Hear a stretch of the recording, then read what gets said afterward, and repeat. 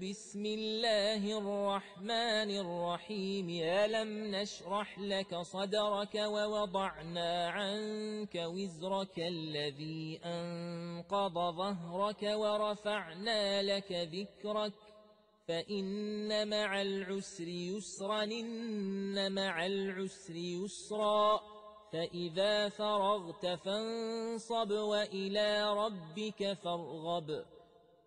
بسم الله الرحمن الرحيم. والتين والزيتون وطور سينين وهذا البلد الأمين لقد خلقنا الإنسان في أحسن تقويم ثم رددناه أسفل سافلين إلا الذين آمنوا وعملوا الصالحات فلهم أجر غير ممنون.